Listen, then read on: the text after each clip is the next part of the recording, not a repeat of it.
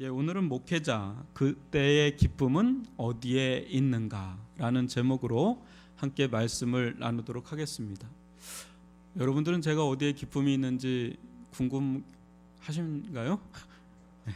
오늘 이 말씀을 보면서 그 답을 한번 같이 찾아보기를 원합니다. 우리는 지난주 살아있는 교회의 두 기둥에 대해 살펴보았습니다. 교회를 잘 알지 못하는 자들에게 교회는 과연 어떤 곳으로 보일까요? 아마도 사람 수만큼이나 다양하게 비춰질 수 있습니다. 한 번은 서초역 부근에서 택시를 잡아 타고 가는데 택시 기사분이 제가 목사인지도 모른 채 계속 교회 욕을 하는 것입니다. 아니, 교회가 무슨 건물을 저렇게 크게 짓나 몰라. 그 돈도 수천억이라는데 이게 말이 됩니까? 그래? 이렇게 하는 거예요. 제가 거기서 무슨 말을 하겠습니까? 거기서 아저씨 저 목사입니다 뭐 이렇게 말할 수도 없고, 근데 약간 변호 아닌 변호를 하였습니다. 아저씨 저 교회 교인이 몇 명인지 아십니까? 아니요, 제가 그걸 어떻게 알아요?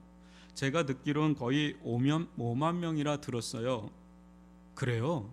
예. 그럼 한번 생각해 보세요. 5만 명이 예배를 드린다면 저 건물로 감당이 될까요? 한 번에요? 예. 안 되죠. 어떻게 한 번에 5만 명을 수용해요? 그렇죠? 그러니까 나눠서라도 드리라면 저 정도 사이즈도 부족할 수 있어요. 또 교회는 주일에 다 모이잖아요. 한꺼번에 수만 명이 모여서 335 이야기를 나눈다고 해보세요. 그런 공간이 충분할까요? 제 생각엔 저 건물도 작다 여길 것 같은데요. 아저씨 말 듣고 보니까 그러네요. 근데 아저씨는 뭐 하는 분이세요?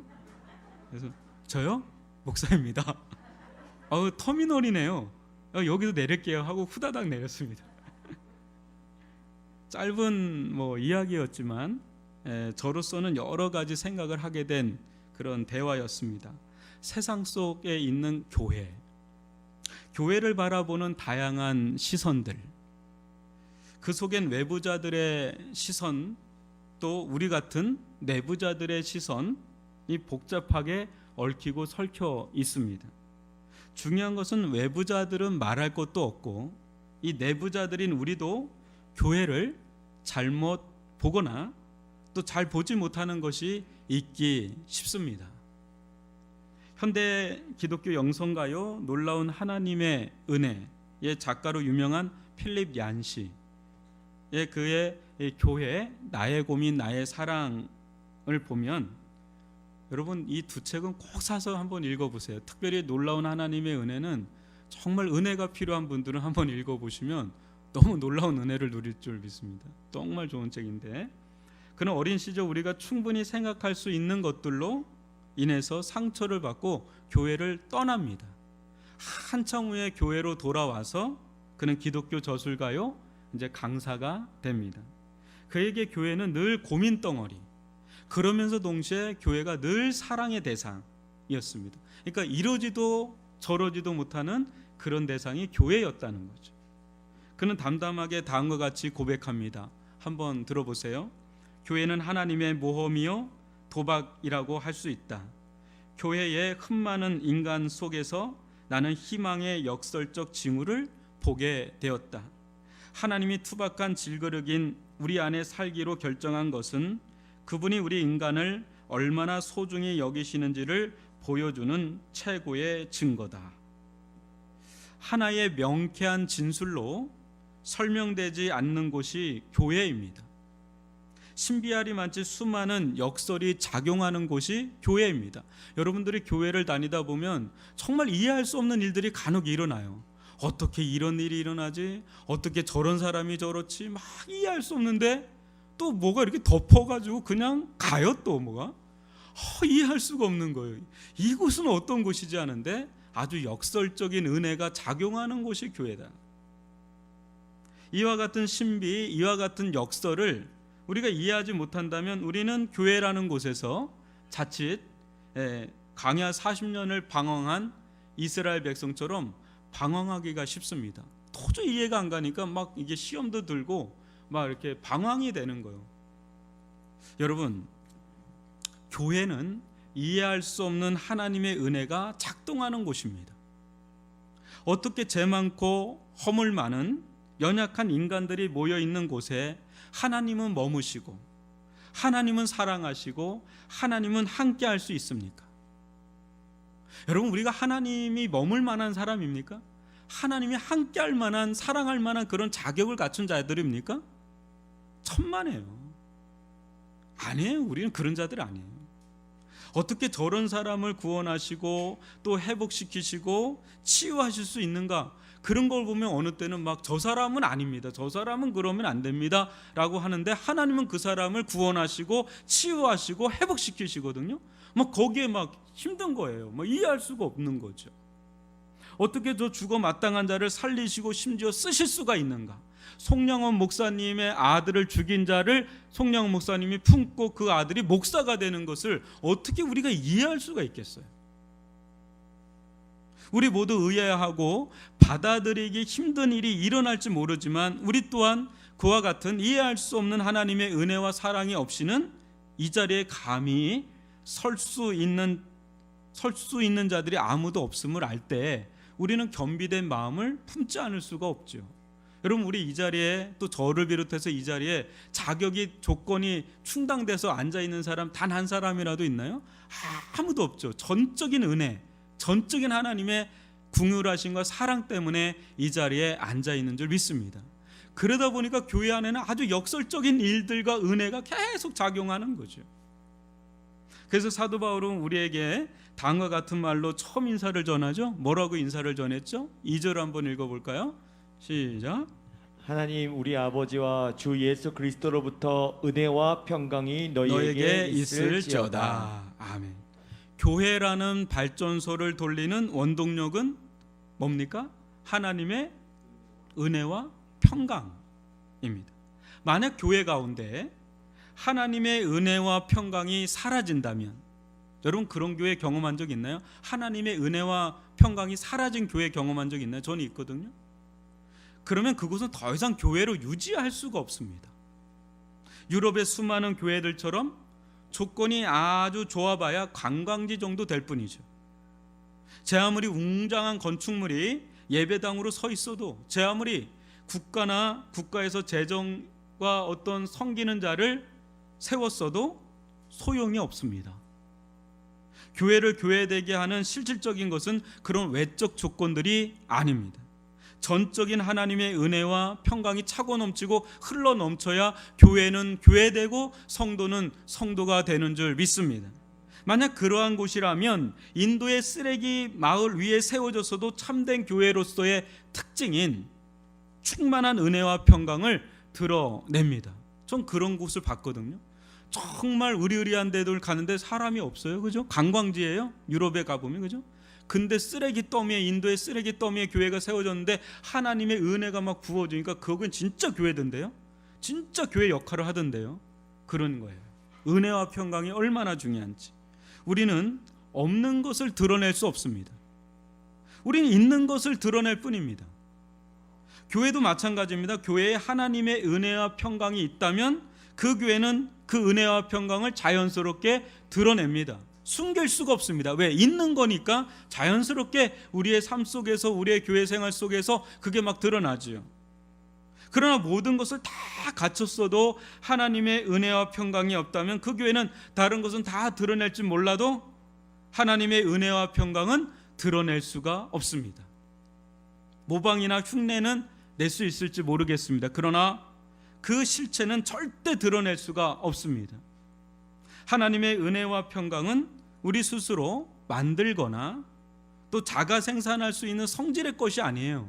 다른 것은 우리 힘으로 뭔가 할 수 있겠는데, 이 하나님의 은혜와 평강은 위로부터 주어지는 하나님의 특별한 개입, 하나님의 특별한 선물, 하나님의 특별한 능력인 줄 믿습니다.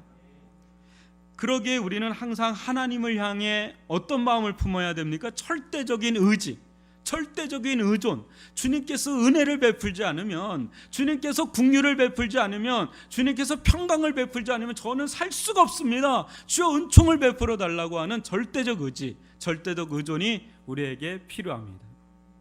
그렇다면 교회를 진정 교회되게 하고 신자를 진정 신자되게 하는 하나님의 은혜, 하나님의 평강이 성도들 가운데 역사할 때, 성도들 가운데 임할 때 어떤 일이 일어나는가?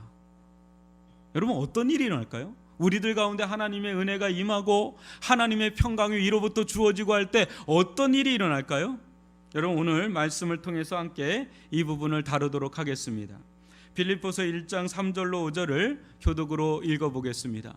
내가 너희를 생각할 때마다 나의 하나님께 감사하며 간구할 때마다 너희 무리를 위하여 기쁨으로 항상 간구함은, 같이 읽어봅니다. 너희가 첫날부터 이제까지 복음을 위한 일에 참여하고 있기 때문이라. 아멘.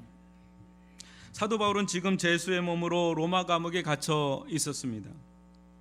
이 땅에서 삶은 어찌 보면 그리 많이 남아있지 않은 그런 시기를 보내고 있습니다. 이때 자칫 우울할 수도 있고 센치할 수도 있습니다. 생의 미련이 물밀듯 밀려올 수도 있습니다. 그러나 그는 이 순간 감사와 기쁨, 또 기도와 간구로 넘쳐나고 있습니다. 그의 영혼이. 세상 사는 시각이 뭔가 다른 거죠. 그죠? 자기 상황은 이런데 그 가운데 기쁨과 희열이 막 넘쳐흐른다는 건 좀 놀라운 거 아니겠어요? 뭔가 세상을 살아가는 시각이 다른 거고, 또 인생의 목적 자체가 다른 거죠. 무엇일까요?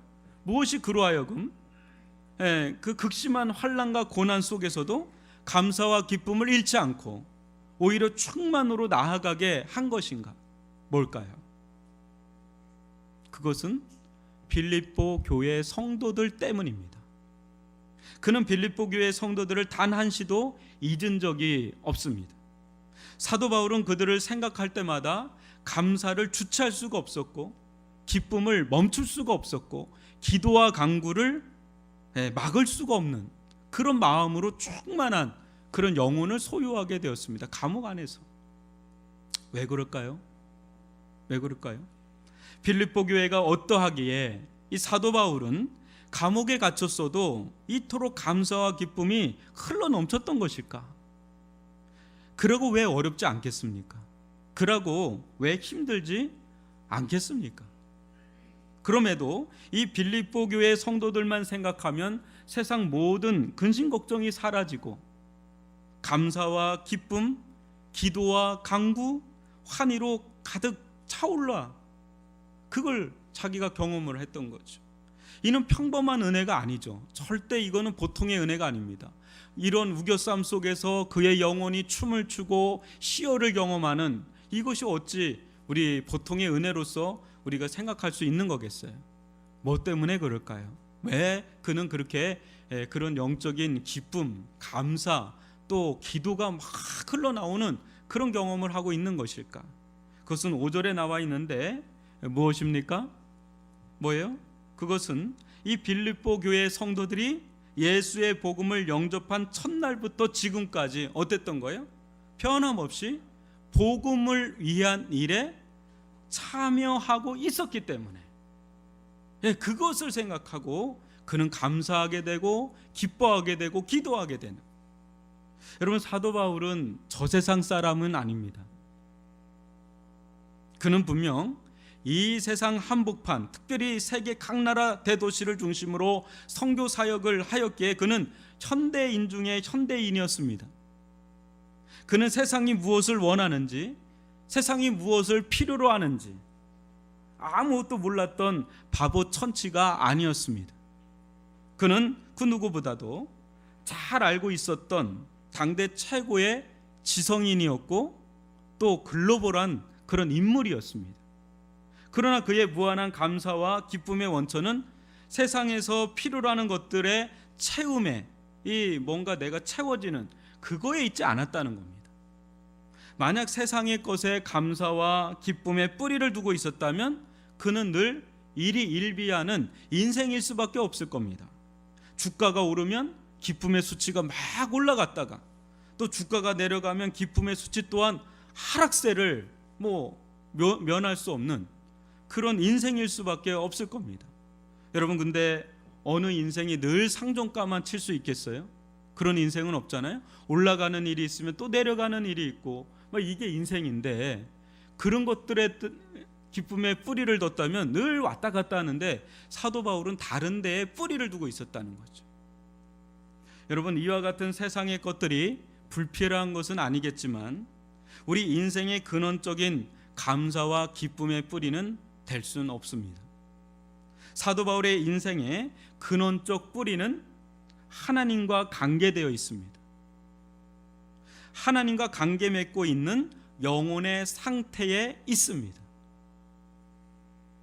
그렇다면 최고의 영적 상태는 어떤 상태일까요? 여러분, 하나님과 우리가 관계를 맺고 있고 또 우리 영혼이 하나님과 관계를 맺는 가운데 우리 영혼이 어떤 상태일 때가 최고의 상태일까? 여러분, 생각을 해보시나요? 성령 충만하다고 하는 걸 우리는 원하잖아요. 그 어떤 상태가 가장 최고의 상태일까? 여러분, 그것은 하나님께서 가장 크게 기뻐하시며 친히 하고 계시는 사역이 있죠. 하시는 일이 있어요. 이 땅 가운데서. 뭐죠? 그게 뭐죠? 그게 복음 사역이에요. 복음에 참여하는 일이죠. 복음 사역이죠. 그 복음 사역에 적극적으로 참여하고자 하는 영혼을 소유하는 것, 그것이 최고의 영적인 상태를 유지하는 겁니다. 그런데 이 일에 있어서 이 빌립보 교회는 사도 바울이 처한 상과 상관없이 어땠다는 거예요? 변함없이 한결같이 지금도 앞장서서 계속해서 사도 바울의 복음 사역을 섬기고 있으니까 사도 바울로서는 이 빌립보 교회를 생각할 때마다 너무나 감사하고 너무나 기쁘고 그들을 위해서 기도가 나가지 않을 수가 없는 거예요. 지금 그것을 지금 고백하고 있는 겁니다.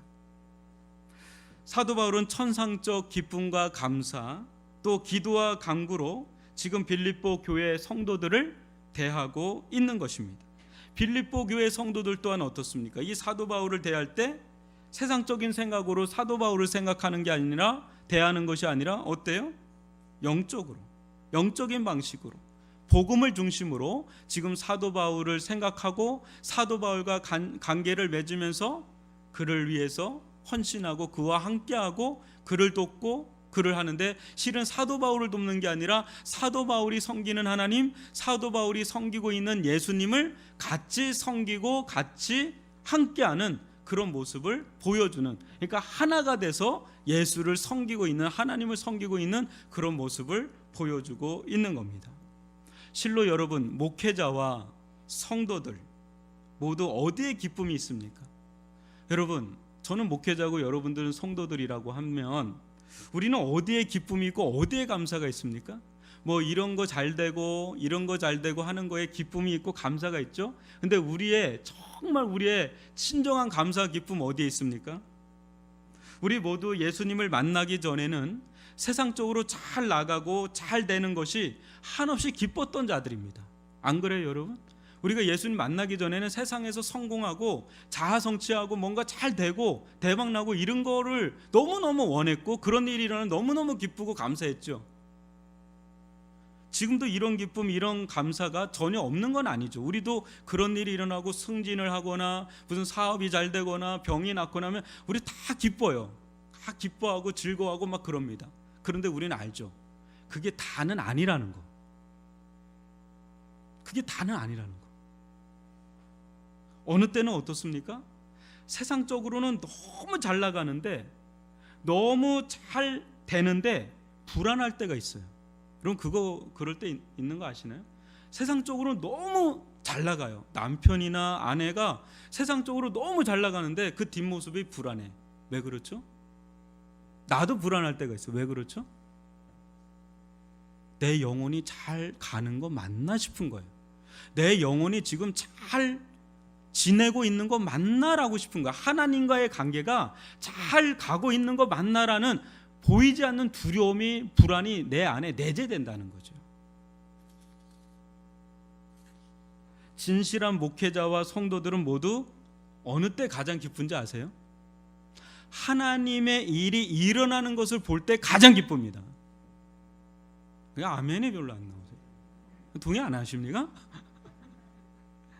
가장 큰 감사가 되죠. 하나님의 일이 막 일어나는 걸 볼 때 가장 큰 감사가 됩니다. 특별히 무엇입니까? 복음의 역사가 일어날 때예요. 복음의 역사가 일어나서 한 영혼 한 영혼이 주님께 회개하고 돌아와요. 그걸 볼 때 여러분 어때요? 그거는 그 사람만 좋은 게 아니라 그 사람을 전도한 사람, 또 교회 지체들도 그 얘기를 들으면 다 같이 기뻐해요. 또 그 사람이 하나님께 돌아와서 하나님을 진실하게 믿고 하나님을 사랑하고 하나님을 섬기고 막 이런 자로 변해가는 걸 볼 때 그때 기뻐요. 그런 사람을 볼 때 본인만 기쁜 게 아니라 그 사람의 거룩한 영향력이 생겨서 교회에 거룩한 파장이 일어나요. 아, 나도 저렇게 살아야 되겠다. 저렇게 어려웠던 사람이 저렇게 은혜 받더니 저렇게 섬기는데 나도 그렇게 살아야 되겠다라고 간증을 또 하잖아요. 그게 그래서 막 이렇게 일어나는 거죠. 막 영적인 거룩한 파장이 막 일어나는 거죠. 여러분, 이것은 세상에서 줄 수 없는 최고의 희락이고 상인 줄 믿습니다. 일찍이 예수님께서도 말씀하셨습니다. 요한복음 4장 31절로 34절을 교독으로 읽어봅니다. 그 사이에 제자들이 청하여 이르되 랍비여 잡수소서. 이르시되 내게는 너희가 알지 못하는 먹을 양식이 있느니라. 제자들이 서로 말하되 누가 잡수실 것을 갖다 드렸는가 하니 예수께서 이르시되 나의 양식은 나를 보내신 이의 뜻을 행하며 그의 일을 온전히 이루는 이것이니라. 예, 하나님의 뜻을 행하는 것, 하나님의 일을 온전히 이루는 것, 즉 사마리아 여인하고의 대화인데 이 여인이 회개하고 예수님을 믿고 제사함 받고 구원받는 것, 또 그 여인이 하나님의 뜻대로 사는 삶으로 돌아오는 것, 이것이 바로 예수님으로 하여금 어때요? 아무것도 먹지 않아도 배부를 만큼 영적 포만감을 준 실체라는 거죠. 이 여인이 주님께로 돌아오는 걸 볼 때 예수님은 밥을 먹지 않아도 이 배가 부르는, 너무 기쁘니까 그게 예수님의 기쁨의 실체라는 거죠.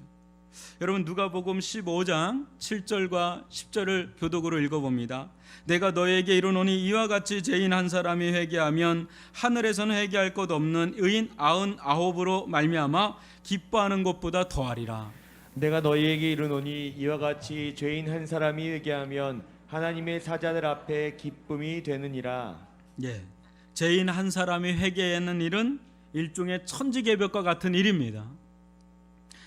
이는 그 한 사람에게만 국한된 일이 아니라는 거죠. 그 한 사람이 예수를 믿을 때 하늘과 땅이 진동하는 가장 크고 위대한 하나님의 일이 일어나는 겁니다. 이때 일어나는 천상의 기쁨은 어떻게 돼요? 지상의 교회의 성도들의 영혼의 한 영혼 한 영혼에게도 전달돼서 공동체 전체가 기쁨으로 회복이 되는 그런 은혜를 누리게 되죠. 한 아이가 가정에 태어나도 어때요? 여러분, 막 좋아해요. 그 가정이 좋아하고 또 그 소식을 들으면 교회도 좋아할 정도로. 그 한 아이가 태어나도 거반 죽을 사람이 다시금 살아나잖아요. 그게 얼마나 기쁜지요. 그 소식을 듣는 사람이 그렇게 기쁜데 한 영혼이 완전히 영원히 죽을 영혼이 여러분 영원히 사는 그런 은혜를 누렸다고 생각을 해보세요. 그것은 그 개인에게뿐 아니라 그 가정, 또 그를 알고 있는 사람들, 또 교회 가운데 얼마나 큰 일로 영적인 파장이 막 일어나는 거죠. 기쁨의 파장이 막 일어나는 거죠. 그와 같은 일들이 막 일어나는데 이것은 먼저 천상에서 먼저 이루어지고 그것이 지상의 교회 성도들의 영혼에 전달이 돼서 같이 천상도 기뻐하고 이 지상의 교회도 같이 기뻐하는 이 기쁨의 잔치가 막 일어난단 말이에요. 생명보다 기쁨을 주는 건 없습니다. 그런 일들이 막 일어나는 거지요.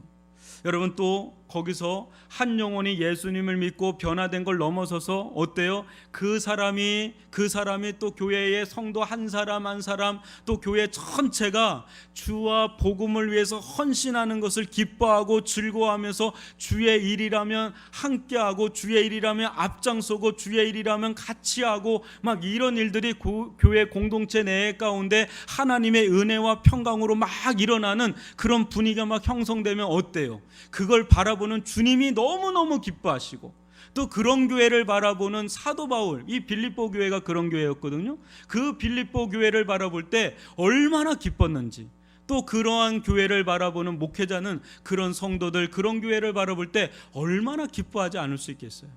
너무너무 기쁘고 너무너무 감사해서 기도가 절로 나오는 거죠. 하나님이 이 교회를 축복하여 주시고 이 성도들을 축복해 달라는 말이 막 절로 나오는 그런 일들이 일어나는 거죠. 저는 우리 위례중앙교회가 그런 교회가 되기를 주님의 이름으로 축원합니다. 여러분, 요한 2서 1장 4절을 같이 읽어볼까요? 시작. 너희 자녀들 중에 우리가 아버지께 받은 계명대로 진리를 행하는 자를 내가 보니 심히 기쁘도다. 아멘. 사랑하는 성도 여러분, 목회자로서 가장 큰 기쁨이 무엇인지 아십니까? 목회자가 어느 때 가장 크게 기뻐할까요? 여러 가지 있어요. 여러분들과 교제를 나누고 또 여러분들과 함께하고 여러 가지 기쁨이 있어요.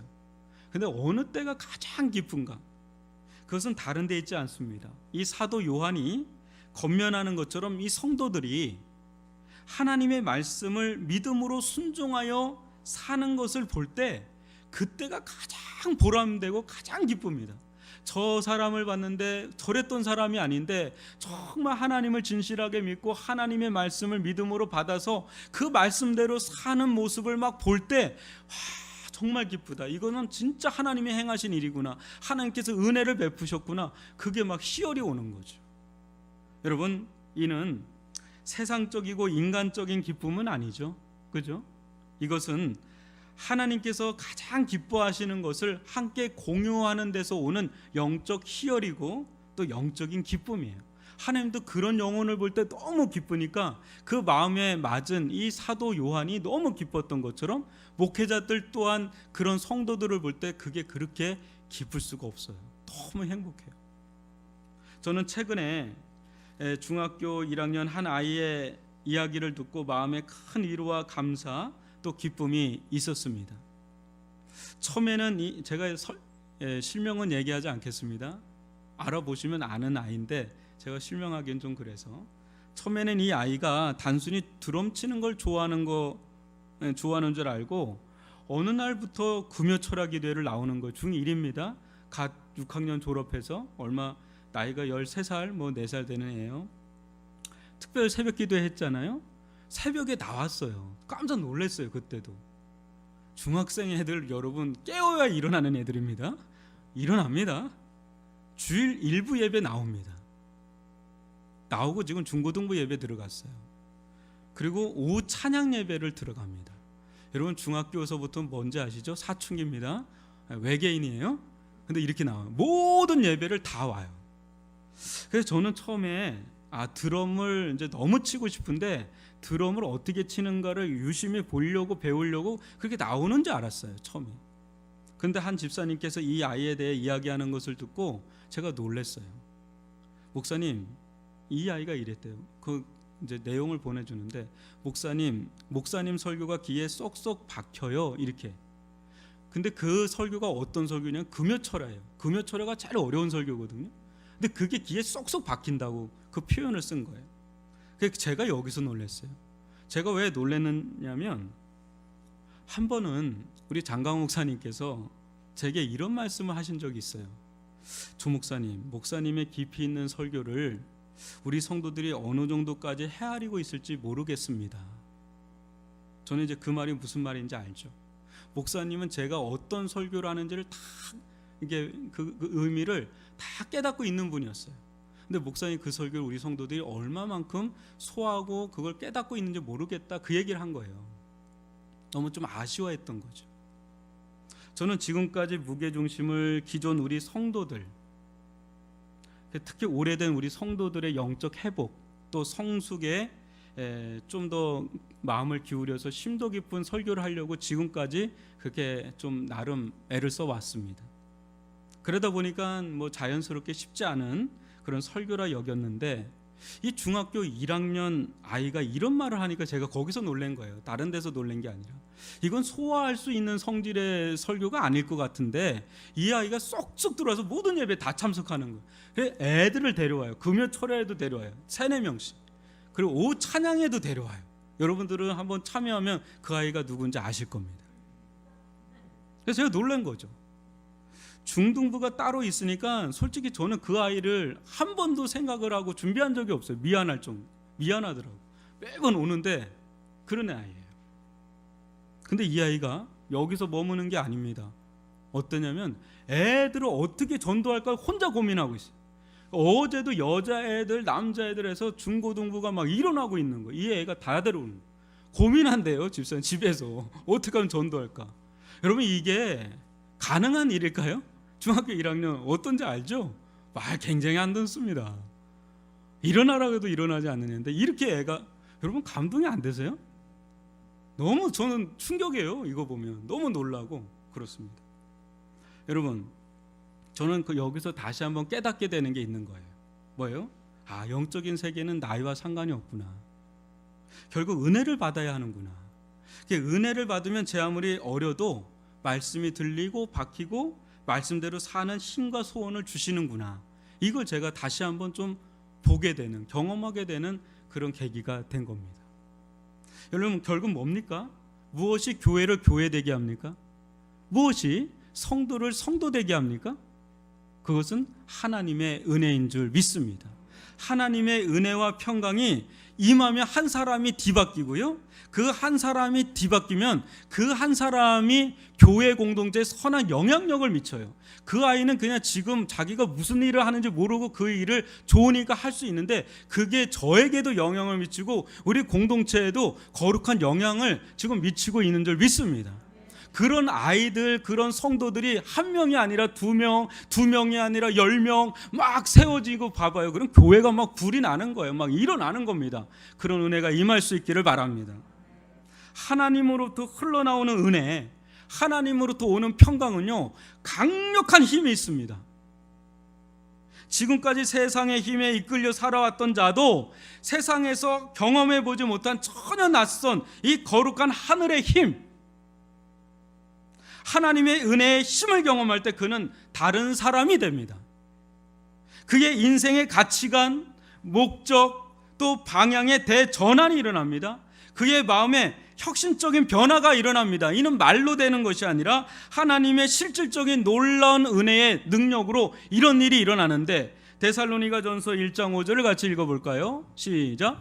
이는 우리 복음이 너희에게 말로만 이른 것이 아니라 또한 능력과 성령과 큰 확신으로 된 것임이라. 우리가 너희 가운데서 너희를 위하여 어떤 사람이 된 것은 너희가 아는 바와 같으니라. 뭐예요?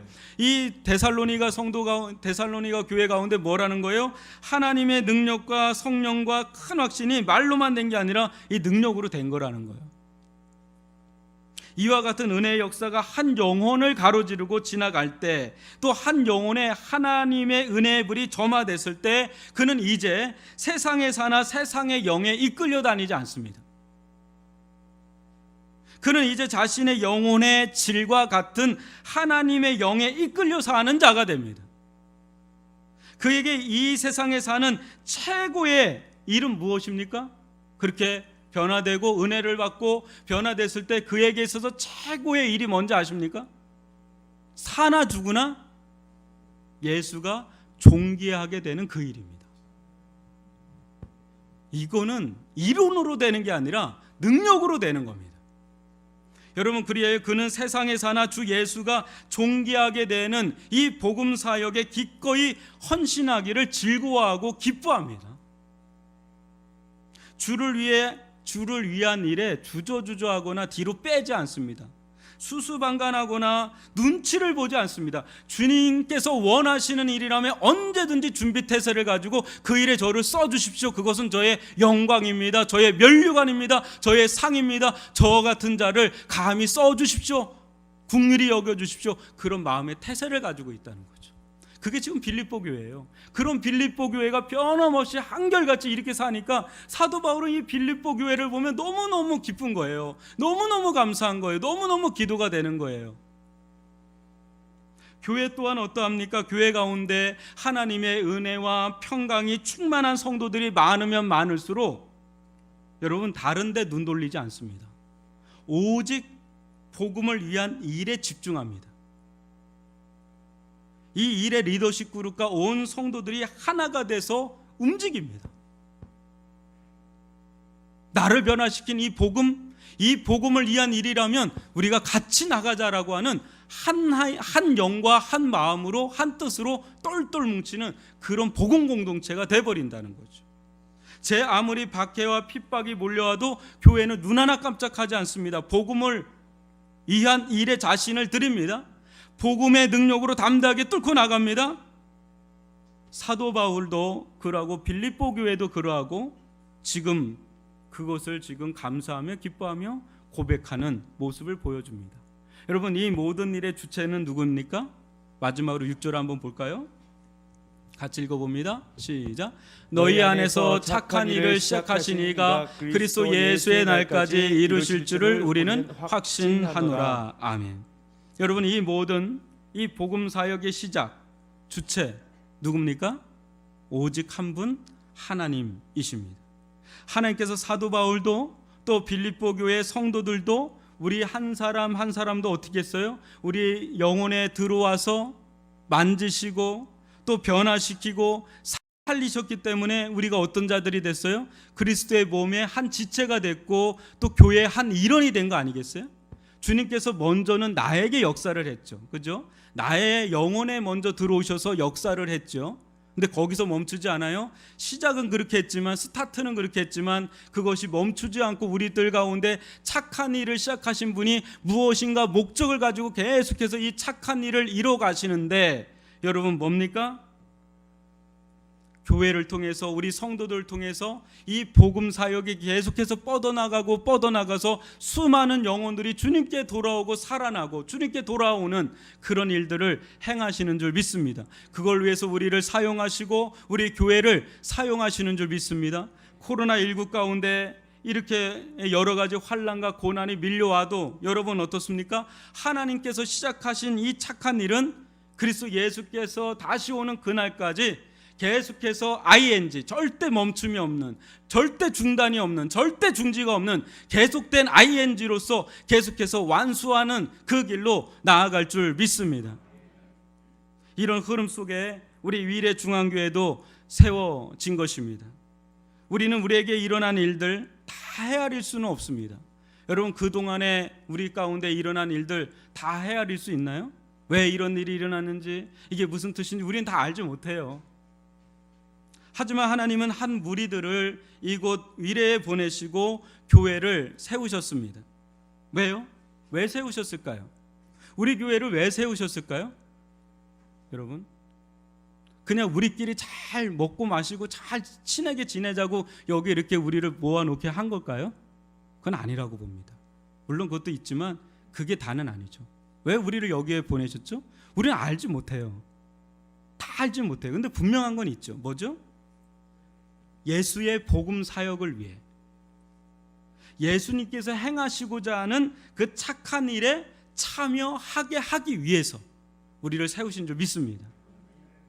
하나님께서는 우리가 빌립보 성도들처럼 복음을 위한 사역에, 또 하나님께서 행하시고자 하는 착한 일의 방관자나 구경꾼이 아닌 적극적 참여자가 되기를 원하십니다. 그것이 여러분들에게 복이고 상급이고 면류관인 줄 믿습니다.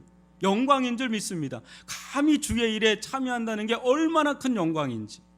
저는 최근에 우리 성도들 한 분 한 분을 생각하며 이 말씀을 또 바라보면서 너무 감사가 되었습니다. 코로나19 속에 여러분도 아시지만 다들 먼 거리에 있는 분들이에요. 우리 교회 분들이 대부분. 근데 그거를 마다하지 않고 이곳으로 나오시고, 또 나오지 못하는 여러 가지 상황에 있는 분들은 온라인으로, 지금도 남해에서도 온라인으로 예배를 드리고 지금도 함께 하는 우리 성도분들 한 분 한 분이 얼마나 감사한지 몰라요. 우리 성도들은 거의 있어요. 계속 그대로, 거의 변함이 없을 정도로. 그러니까 너무 귀한 분들이죠. 거의 100세에 가까운 권사님으로부터 우리 교회 많은 노권사님들이 많아요. 여러분들이 오늘 좀 많이 오셨는데 우리 100세에 가까운 신인실 권사님서부터 정말 많거든요. 노권사님들. 근데 저를 만나면 손을 꼭 잡고 자주 이런 이야기를 해요. 목사님, 제가 목사님 사역에 보탬이 돼야 되는데 그리 도움이 되지 못해서 마음이 아파요. 이런 얘기를 계속 하세요. 근데 저는 와주시는 것만 해도 대단하게 여기는데 이 어르신들은 그게 아니라 교회를 더 세우는데 자기가 쓰임 받아야 되는데 그걸 못 해주는 게 못내 아쉬워서 그 얘기를 하세요. 참 저는 거기서 눈물이 날 정도. 참 대단하다. 여러분, 이분들이 어떻게 오시는지 아세요? 자가용으로 오시는 분들이 아니라 신인실 권사님 제일 연세 많으신데 대중교통을 이용해서 오세요. 1시간이 넘게. 95세입니다. 그러니까 이거 보통이 아닌 분들이에요. 우리 정윤신 권사님 수원이세요. 거기서 오시는 거예요. 대단한 분들이세요. 여러분 별로 안 놀라세요? 안 놀리십니까? 대단한 분들이 있습니다. 어떻게 하든 끝까지 주님께서 맡겨준 사명 있죠. 교회를 어떻게든 세워야 되겠다. 그 마음 하나로 끝까지 이렇게 오셔서 자리를 내가 지켜야 되겠다. 그렇게 해서 오시는 거예요. 근데 우리 몇몇 권사님만 그런 게 아니라 다 그런 마음으로 지금 함께하고 있는 거죠. 그러니까 이 교회가 신기하게 이렇게 유지가 되는 겁니다. 놀라운 거죠. 하나님의 은혜죠. 정말 귀한 분들입니다. 저는 단순히 저 같은 사람에게 잘 보이고자 하는 것이 아니라고 보고요. 순전한 마음을 품고 하나님 앞에서 신실하게 섬기시는 많은 우리 성도들을 보면서 축복하는 마음으로 기도할 때가 있어요. 제가 일일이 다 말을 하기 어려울 정도로 너무 감사한 분들이 있어요. 앞에도 막 다 있는데 제가 말하면 뭐 시기할까 봐. 목사님 저분만 좋아할 것 같아서 제가 참고 참는 거예요 지금. 근데 얼마나 귀한 분들이 많은지 아시죠? 근데 그래요. 하나님 저분을 보시죠. 저분은 실로 주님을 바라보며 사는 자입니다. 주님 저분을 축복하여 주십시오. 저분은 진실로 주님을 사랑하는 분입니다. 저분은 실로 사람 앞에 선 자가 아닌 주님 앞에 서서 주님을 섬기는 신실한 분입니다. 주님, 그와 그의 가정을 축복하여 주옵소서. 절로 기도가 나가요. 정말 절로 기도가 나가요. 절로 기도가 나가는 분들이 있어요. 요즘에 우리 새가족들이 오시는데요. 이분들과 제가 교제를 나누면서 얼마나 제가 큰 위로와 감사를 경험하고 있는지 모릅니다. 본인들은 잘 모르지만 그동안 얼마나 많이 성장했는지, 얼마나 많이 변화됐는지 정말 놀라울 정도로 변화된 분들이 계세요. 전 깜짝깜짝 놀랍니다. 근데 본인들은 아직도 멀었다고 생각하는데 1년 전, 2년 전을 생각하면 너무 변화됐어. 너무너무 많이 변했어. 또 어떤 집사님은 이렇게 떡 케이크를 늘 해가지고 오세요. 그거 얼마나 맛있는지 몰라요. 그러니까 우리 새가족들이 우리 교회에 대해서 얼마나 마음을 품고 또 생각하고 있는지 놀라울 정도로 생각을 하고 계시는 걸 보면 제가 깜짝깜짝 놀랄 때가 있어요. 그래서 너무 감사하죠. 그러니까 우리 교회 가운데 우리 성도들 한 사람 한 사람들 가운데 얼마나 만지시고 역사하시고 은혜를 베푸시고 인도하고 계시는지 참 많습니다. 또 그 가운데 기도 제목도 물론 있지만 그 기도 제목 가운데도 역사하시고 응답하신 것들이 얼마나 많은지. 여러분 유언이 도훈이 아시죠? 얘네들은 기도로 산 애들이고 기도로 클 애들이고 하나님께서 간증의 증인이 되게 할 줄 믿습니다. 뭐 이런 일들 저런 일들로 우리들을 연단하시고 준비시키셔서 이 위례적을 감당할 만한 캐파가 있는 영적 캐파가 있는 교회로 우리를 다듬어 가실 줄 믿습니다. 여러분 하나님께서 우리 교회를 통해 무슨 일을 행하실지는 저는 다 알지 못합니다. 제가 이곳에 부산의 수영로에서 오면서 기도할 때 하나님이 저에게 그러시더라고요. 염려하지 말아라. 내가 너를 위해서 모든 걸 준비했다. 근데 왔는데 아직 준비된 게 좀 덜 된 것 같아. 근데 준비됐다고 얘기는 하세요. 내가 너로 큰 민족을 이루고 내게 복을 줘 내가 내 이름을 창대하게 하리라. 창세기 12장 2절 말씀이 제 소명의 말씀이에요. 하나님께서 저를 통해서 또 우리 교회를 통해서 큰 민족을 이루고 또 뭐래요? 우리의 이 불명예스러운 이름도 회복시켜 주시고 그 이름을 빛나게 하실 거라는 그런 말씀을 받고 왔어요.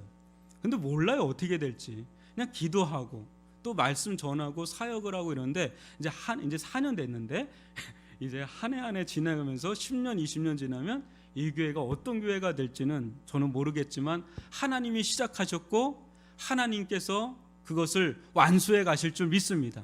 우리는 다만 거기에 참여하는 특권과 은혜를 누릴 뿐입니다. 그 일에 같이 참여해서 주의 일이라면 좀 어려워도 함께 해주고 또 함께 참여할 때 하나님은 당신의 일을 기쁨으로 우리들을 통해서 역사를 하실 줄 믿습니다. 그 미래 지역 가운데 잃어버린 수많은 영혼들이 주님께 돌아오는 일들 일어나길 바라고 이 교회가 세계 곳곳에 선교하는 선교 공동체가 될 수 있기를 주님의 이름으로 축원합니다. 하나님께서 시작하셨다면 하나님께서 마침표를 찍을 줄 믿습니다. 다만 우리는 거기에 같이 그 파도에 같이 휩쓸려서 가는 그 일만 하면 되는 거지요. 그런 은혜를 베풀어 달라고 함께 기도하며 나갈 수 있기를 바랍니다. 기도하겠습니다.